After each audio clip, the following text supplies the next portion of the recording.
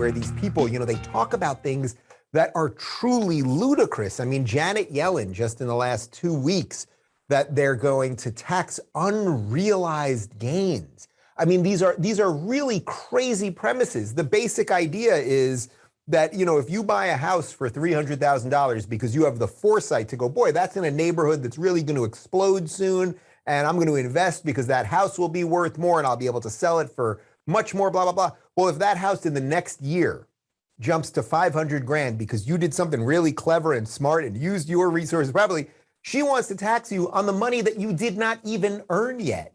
And then that gets into the media and they start talking about it as if it's a sane idea, as if it wouldn't destroy the economy, crush people from making wise investment and everything else. So what the future of the dollar is when you talk about this, or you talk about how $3.5 trillion equals zero, or how you hear the Democrats say all the time, we can just print more money. Well, yes, I mean, technically we have the printing machines that can do it. I've been to the Mint in DC. I mean, yes, we can do it. But then what's also interesting is at the same time, they always want to tax the rich, who they always say aren't paying their fair share, even though, of course, the rich pay virtually all the taxes. But without getting too far into that, it's like, if you can print all the money you want and you believe that money can just appear out of thin air, then you're only taxing those people because you want to punish success.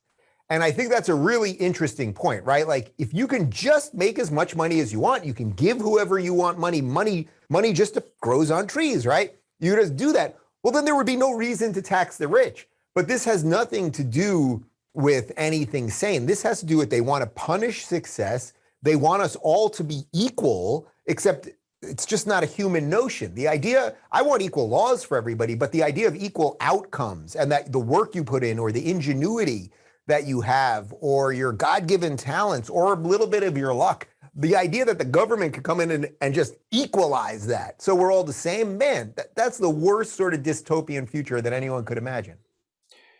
Yeah, I mean, that's like a communist dream, and the fundamental issue with it that I have is it doesn't incentivize cooperation and it doesn't incentivize progress.